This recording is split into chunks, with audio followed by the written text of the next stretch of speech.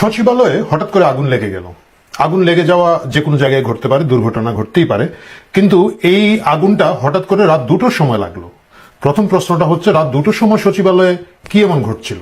সাধারণত বিদ্যুৎ লাইন বন্ধ থাকে, সেখানে কোনো লোকজন থাকার কথা নয়। তারপরেও আগুনটা লেগে গেল সচিবালয়ে। কখন? যখন সচিবালয়ে একটা বড় অস্থিরতা তৈরি হয়েছে, এবং সেই অস্থিরতার সাথে সাথেই এই আগুনটা খুব রহস্যজনক। আগুনটা কোথায় লাগলো আপনারা দেখেন। যে ভবনে আগুনটা লাগলো সেই ভবনে কোন কোন মন্ত্রণালয় এবং তাদের উপদেষ্টা কারা, প্রথম কোথায় আগুন লেগেছিল, এই আলাপটা যদি হয় তাহলে নিশ্চিত আমাদের অনেকেরই ভুরু কুঁচকে যাবে। এই যে ভবনটাতে আগুনটা লেগেছে প্রথমে, সেই ভবনে কোন কোন মন্ত্রণালয়ের বড় অফিস আছে? যুব ক্রীড়া মন্ত্রণালয়। যুব ক্রীড়া মন্ত্রণালয়ের উপদেষ্টাকে আসিফ মাহমুদ সজীব ভুইয়া, আমাদের একজন ছাত্র সমন্বয়ক, যিনি এই বিভাগের উপদেষ্টা। আর কোন বিভাগ আছে এখানে? ডাক, টেলিযোগাযোগ ও তথ্য প্রযুক্তি মন্ত্রণালয়। ভালো কথা, এর উপদেষ্টাকে? এর উপদেষ্টা হচ্ছে নাহিদ ইসলাম, আমাদের আরেকজন শিশু উপদেষ্টা, ছাত্র কোটায়, যিনি এই সরকারের সাথে আছেন। ওকে, ভালো কথা। আর কোন মন্ত্রণালয় আছে? হ্যাঁ, স্থানীয় সরকার, পল্লী উন্নয়ন এবং সমবায় মন্ত্রণালয় আছে এখানে। উপদেষ্টাকে আসিফ মাহমুদ সজীব ভুইয়া। এবং সেখানে আরো অন্যান্য অফিসের ছোট ছোট কিছু মন্ত্রণালয়ের ছোট ছোট অফিস আছে। এখানে শ্রম কর্মসংস্থান মন্ত্রণালয় আছে, উপদেষ্টা এম শাকাত হোসেন ব্রিগেডিয়ার। কিন্তু মূলত খুব অবাক হওয়ার বিষয় হচ্ছে, আমাদের দুইজন ছাত্র প্রতিনিধি সরকারে আছেন উপদেষ্টা হিসেবে, এবং আগুনটা সেই মন্ত্রণালয়ে লাগলো, এবং সেই আগুনটা লাগলো রাত 2টোর সময়। খুব অবাক হওয়ার বিষয়। এবং একই সাথে এই জায়গাগুলো আমাদেরকে নতুন করে প্রশ্নের মুখোমুখি করছে, সচিবালয়ে কি হচ্ছে।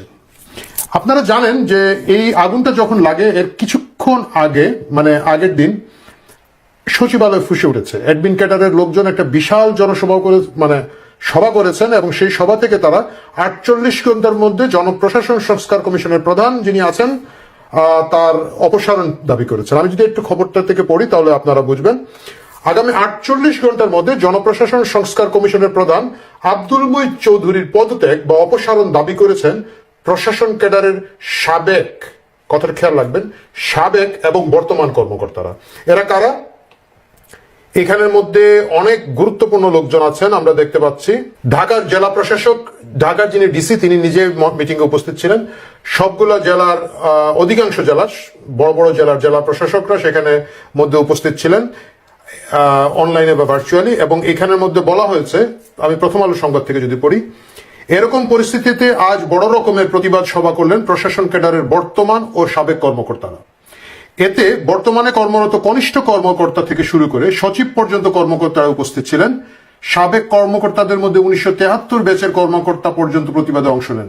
মানে যারা প্রায় 50 বছর আগে ব্যাচ, সেই ব্যাচের কর্মকর্তারাও এখানে উপস্থিত ছিলেন। এবং প্রথম আলো বলছে, কর্মকর্তাদের উপস্থিতিতে বিএম মিলনায়তন কানায় কানায় পূর্ণ ছিল।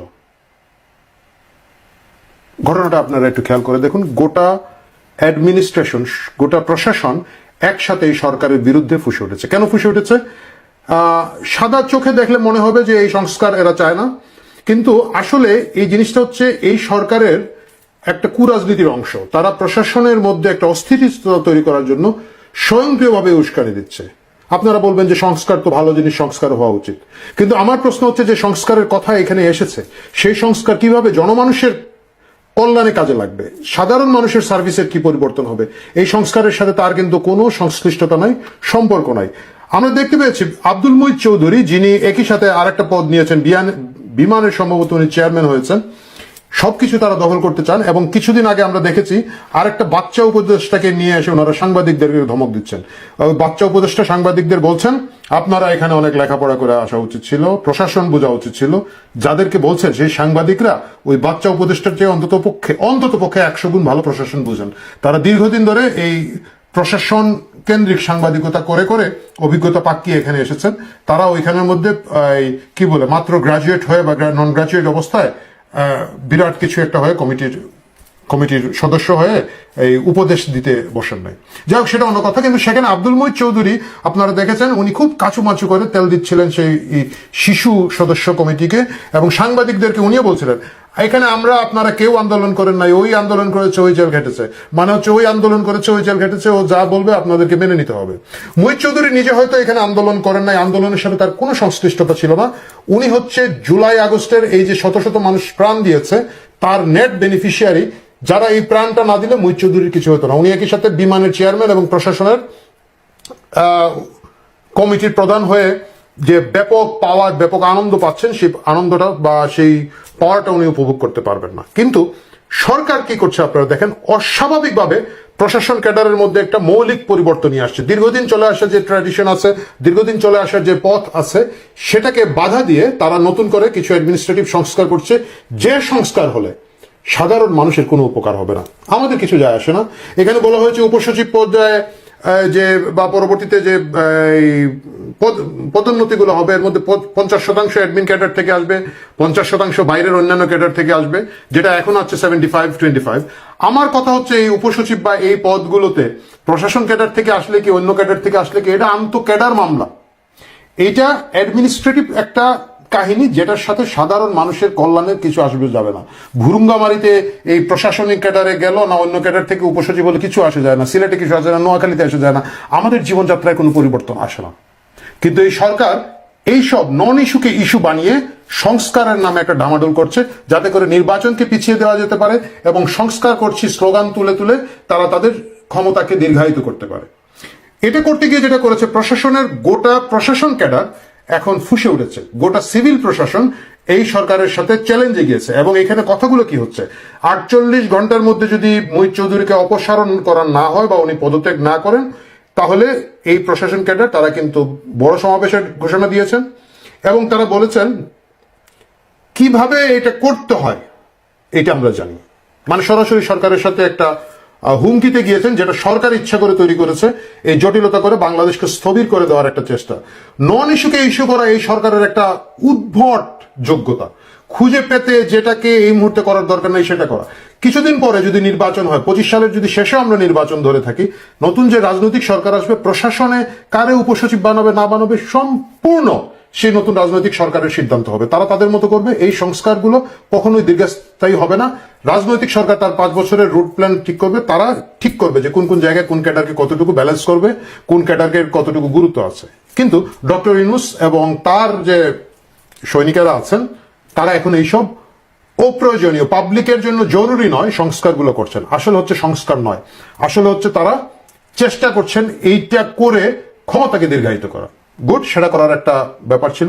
মজার ব্যাপারটা হচ্ছে এর পরে পরেই সচিবালয়ে আগুন লেগে গেল রাত 2টোর সময়। এমন সব মন্ত্রণালয় লাগলো যে মন্ত্রণালয়গুলো আমাদের সমন্বয়ক বৃন্দ, উপদেষ্টা, একটু ভুরু কুচকাতেই হয়।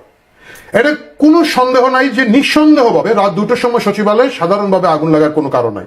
যদিও আজকাল অনেক খুবই দুর্বল স্ক্রিপ্টে নাটক আমরা দেখতে পাই, সেটাতে হয়তো বলা হবে যে এখানে একটা রিহার্সেল চলছিল বা এটা একটা নাটক ছিল, বা আমি জানি না ওনারা কি বলবেন। একটা সময় জজ মিয়ার মতো আরেকটা কাউরে বের করে নিয়ে আসবেন। এখানে একজন ট্রাক ড্রাইভারকে ধরা হয়েছে, তাড়াহুড়ো করে যেতে গিয়ে একজন ফায়ার ব্রিগেডের কর্মীকে সেই ট্রাক ড্রাইভার গুরুতর আহত করেছে। এই ভিডিও যখন করেছি তখন পর্যন্ত উনি গুরুতর আহত। আমি জানি না ভিডিওটি যখন প্রচার হবে তখন তিনি বেঁচে থাকবেন কিনা, আমরা তার দীর্ঘায়ু কামনা করি। এই ট্রাক ড্রাইভারকে দিয়ে হয়তো একটা নতুন গল্প তৈরি করা হবে, কিন্তু গল্প সেটা নয়। আমার ব্যক্তিগত যে ধারণা, যে জিনিসটা আমি খতিয়ে দেখার জন্য আমার সাংবাদিক বন্ধুদেরকে অনুরোধ করব, প্রথম কথা হচ্ছে, আমরা জানি এর আগে মিডিয়া এসেছে কিছু কিছু ছাত্র প্রতিনিধির নামধারীরা গভীর রাত পর্যন্ত সচিবালয়ে থাকেন, তারা সেখানে অফিস করেন, বদলির তদবির করেন এবং ফিসফিস আছে যে অনেক দুর্নীতি হচ্ছে। এই ফিসফিস যে আছে, দৈনিক মানব জমিনের সম্পাদক মতিউর রহমান চৌধুরী কিন্তু বলেছেন যে আমাদের কাছে অনেক খবর আছে, আমরা প্রকাশ করতে পারছি না। আমরা জানি সংবাদপত্রের গলা টিপে ধরা হয়েছে, আমরা জানি গিয়ে হুমকি দামকি দিচ্ছে হাসনাত, সিটি গ্রুপে গিয়েছে, এটা প্রকাশ্য যে 10 জন সাংবাদিকের চাকরি খেতে হবে। সবগুলা মিডিয়া হাউসে এখন পরিবর্তন আসছে, নতুন লোকজনকে নিতে তারা বাধ্য করছে, প্রেশার দিচ্ছে। এবং মতিউর রহমান চৌধুরীর কথাটাই যদি আমরা ধরি, সংবাদপত্রে গলা টিপে ধরে এইসব দুর্নীতির খবর, অনাচারের খবর প্রকাশ করতে দেওয়া হচ্ছে না। কিন্তু আজকে প্রকাশ না হলে কোনো একদিন হবে। এই জন্য কি সচিবালয়ে আগুন? এই জন্য কি দলিলপত্র পুড়িয়ে দেওয়ার জন্য কেউ চেষ্টা করছে? আমি অন দ্য রেকর্ড বলি, আমি বলছি না কে দুর্নীতি করছেন, সেটা ভবিষ্যতে তদন্তে দেখা যাবে আদৌ কেউ করেছেন কিনা, করে থাকলে তারা করেছিলেন, কারা করেছিলেন। কিন্তু সচিবালয়ে রাত 2টোর সময় কোন লোক কি করছিল, কিভাবে আগুনটা লাগলো? বিদ্যুৎ বন্ধ থাকে, সেখানে সচিবালয়ের অফিসে নিশ্চয়ই গ্যাসের লাইন থাকে না, শর্ট সার্কিটের সম্ভাবনা নাই, কখনোই আমরা শুনি নাই এরকম কিছু। এটা একটা খুব সিকিউরড বিল্ডিং, এখানে যে কেউ চাইলে গিয়ে যে এখানের মধ্যে সিগারেট খেয়ে আগুন লাগিয়ে ফেলতে পারবে তা না। তাহলে এই আগুনটা কে লাগিয়েছিল? এবং একই সাথে যখন প্রশাসনের ক্যাডার ভিত্তিক যে আন্দোলন শুরু হয়েছে, এই দোষারোপ কি তাদেরকে করা হবে?